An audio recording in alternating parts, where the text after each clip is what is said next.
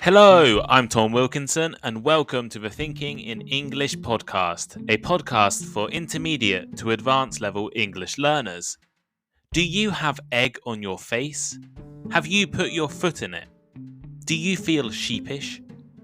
In this episode of Thinking in English, let's learn some other useful idioms and phrases to describe embarrassment.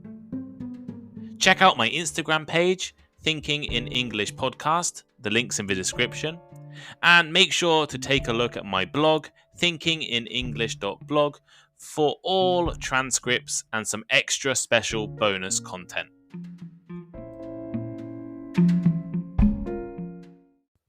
Over the past few weeks, I have recorded episodes on idioms and phrases that you can use to describe certain emotions. The first episode was on happiness, and last week I released one on sadness. You can find these in the description of the podcast and also on my blog.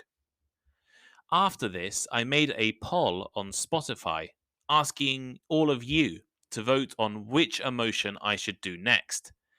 And with 26% of the vote, the feeling of embarrassment was victorious. So, today's episode, I will give you some amazing phrases, idioms, and proverbs to help you in embarrassing situations.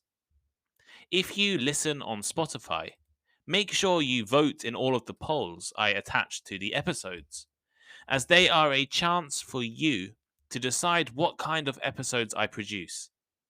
And if you ever have any recommendations or topics that you want me to cover, just send me an Instagram message or reach out to my email or on my blog. Feelings are sometimes hard to describe, but I'm sure everyone listening has felt embarrassed before. Embarrassment is the feeling of being ashamed, self conscious, awkward. Your face may turn red and you might struggle to speak. When you feel embarrassed, you often want to run away or wish that you were invisible. There are many reasons to be embarrassed. When you make a mistake, accidentally say something wrong, or are caught in an embarrassing situation. The following idioms and phrases are all related to embarrassment. They are all connected to that feeling of being embarrassed, ashamed, or awkward. Some directly link to the feeling, describing what you are feeling, while others describe the context, your reaction, and what you could do in that situation. So, without any further ado, let's get straight into today's idioms.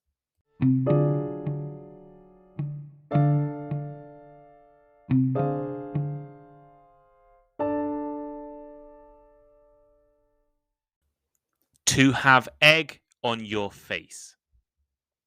To have egg on your face may be the most famous idiom for embarrassing situations. It means to be embarrassed, look a little foolish or stupid, or to find yourself in an awkward situation due to your own actions. Both people and organizations can have egg on their faces. The government could have egg on their face after a corruption scandal, while a singer has egg on her face after forgetting the song lyrics. I'm not sure on the origin of this idiom, but throwing eggs and rotten vegetables at actors who were performing badly in the theatre used to be quite common.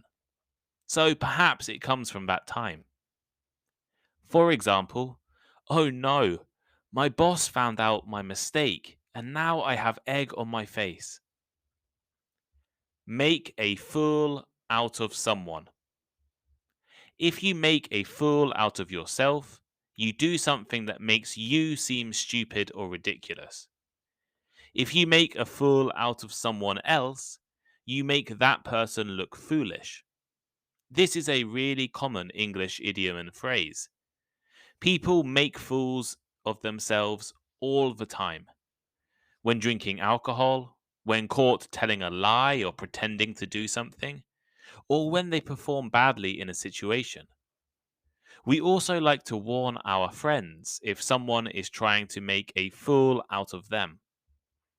A similar idiom is to make a monkey out of someone. Both fools and monkeys are often associated with embarrassment in English. For example, I'm not going to dance at the work party because I don't want to make a fool out of myself. Put your foot in it. This idiom refers to a situation where you embarrass someone else and therefore embarrass yourself as well. If you put your foot in it, you say something foolish or offensive.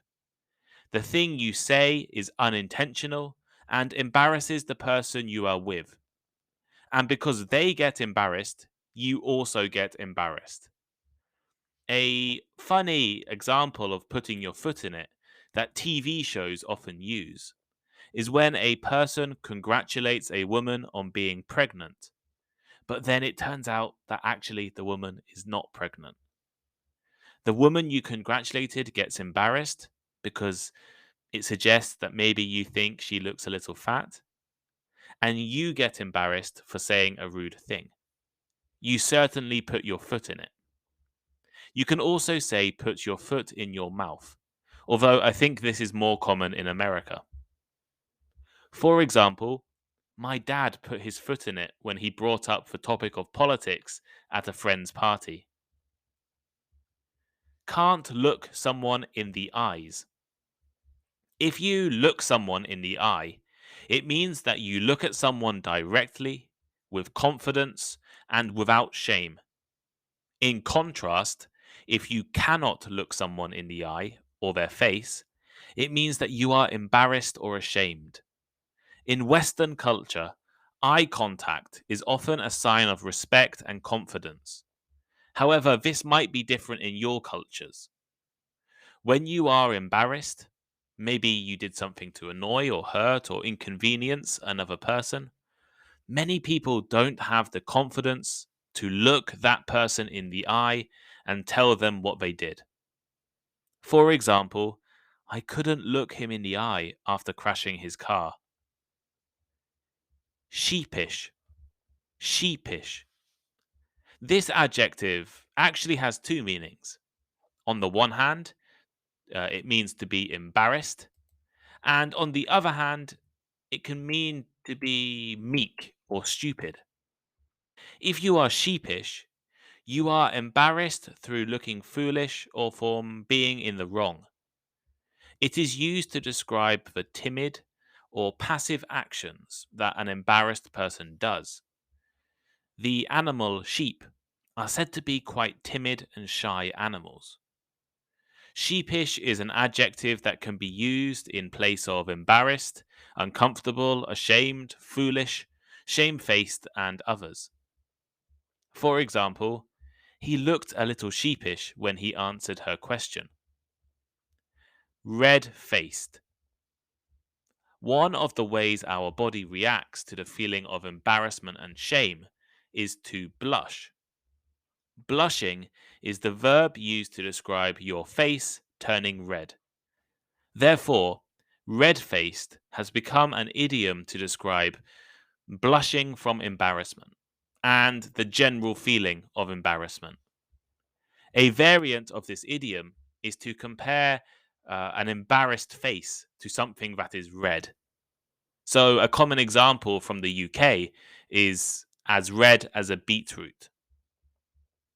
For instance, the boy was red faced when the teacher made him speak in front of the whole school.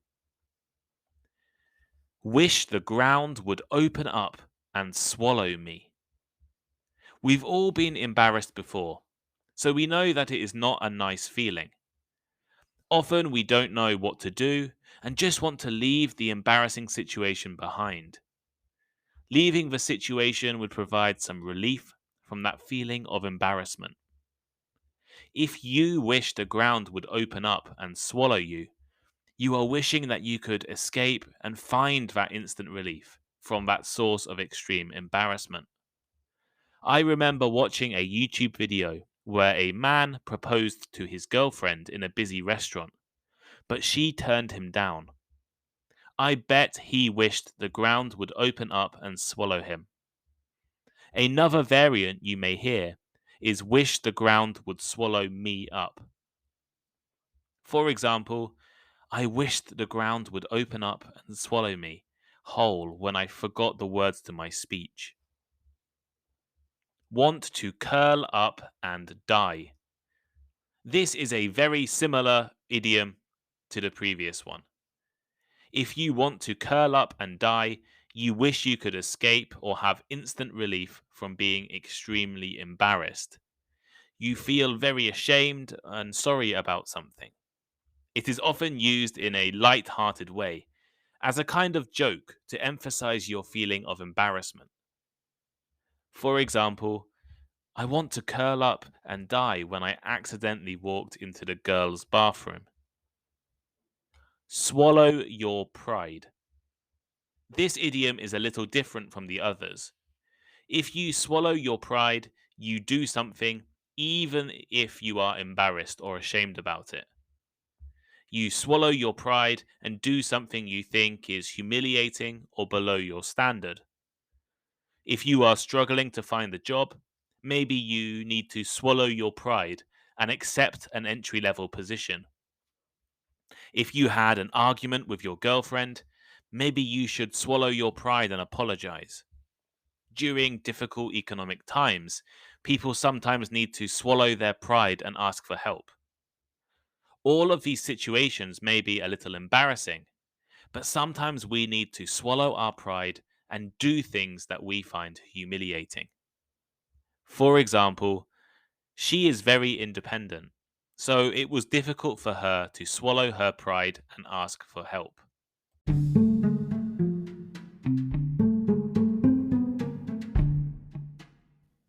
Thank you for listening to today's episode.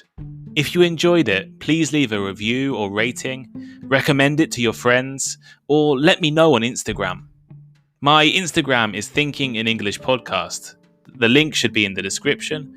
And make sure you check out the Thinking in English blog. I love hearing from listeners, and I really appreciate all of the messages I have received over the past few months. Feel free to send me a message or give me some advice or recommend a topic. Have a great day, and I'll see you next time.